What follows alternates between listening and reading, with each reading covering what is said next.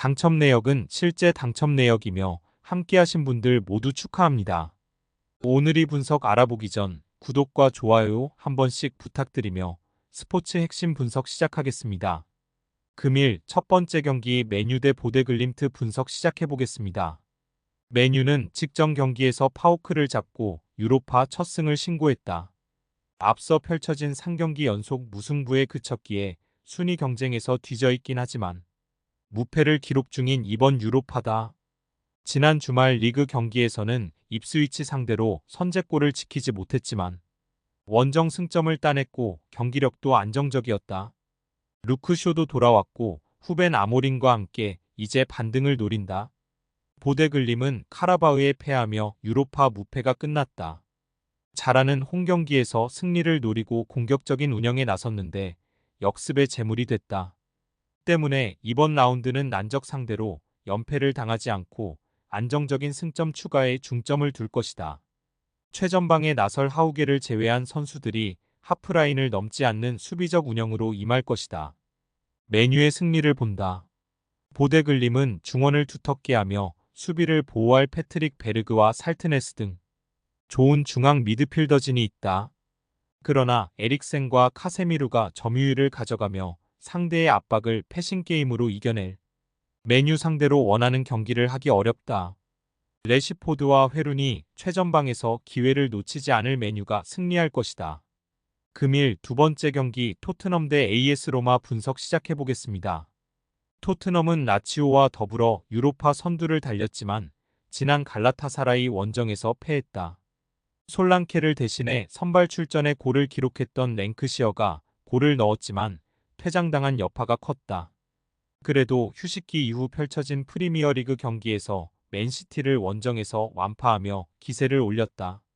메디슨의 멀티골이 나왔고 쿨루셉스키와 손흥민 등의 경기력이 좋았다.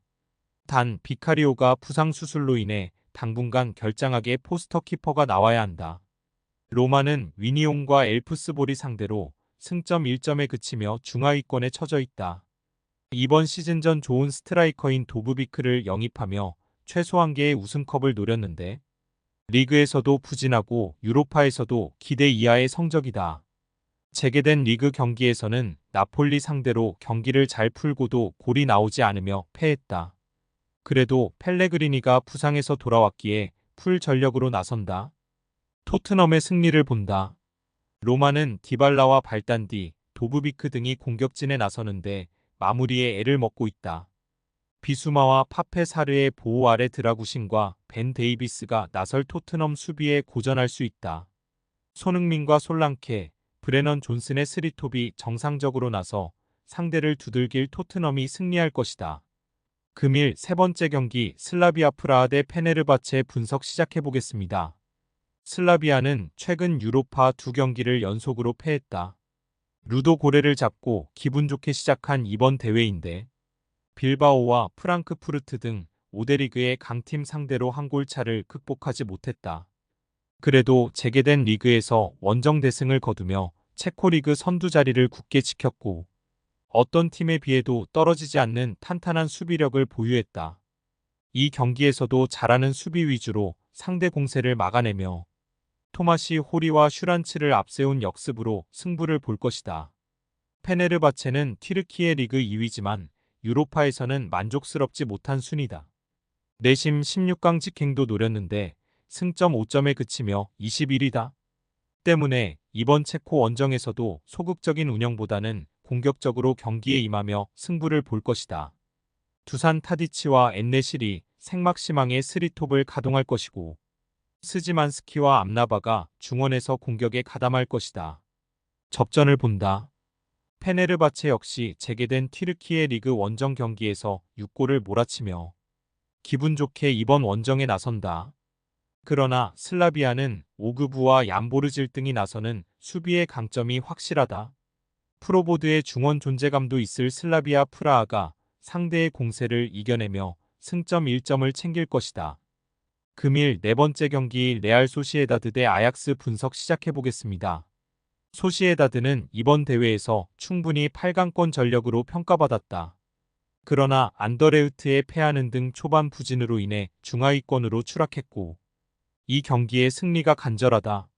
지난 주말 라리가에서는 빌바오에 패했지만 주비멘디와 세르히오 고메즈 등의 중원 존재감은 확실했기에 홈에서 승리를 노린다.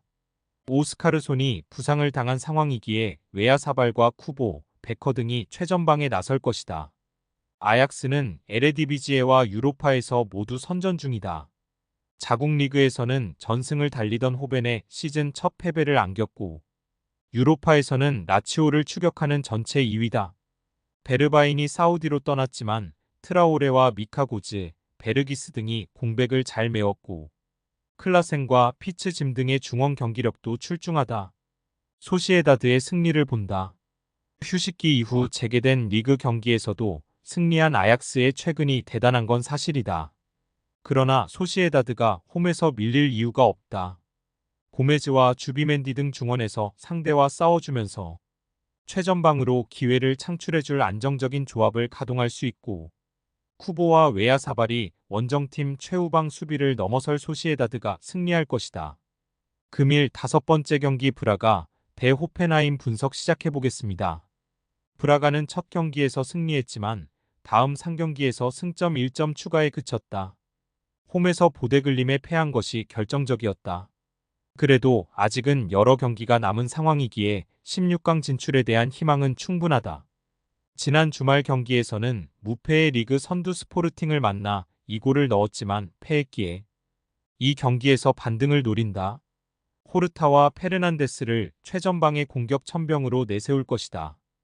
호펜하임은 포르투 원정을 패했지만 리옹 상대로 승점을 따내며 중위권에 위치해 있다. 시즌 초반 출발이 너무 좋지 않았지만 반등에 성공한 최근인데 휴식기 이후 재개된 리그 경기에서는 2위 팀인 라이프치히에 역전승했다. 중요한 동점골 포함 멀티골을 기록한 흘로잭 외에도 라르센이 경기 막판 역전골을 만들었다. 접전을 본다. 홈에서 연패를 피하기 위해 브라가가 전력을 다하겠지만 원하는 최선의 결과를 얻어내긴 어렵다. 그릴리치의 수비 보호 아래 슈타우와 악포구마 등이 안정적으로 수비 라인을 지켜낼 호펜하임이 승점 1점을 챙길 것이다.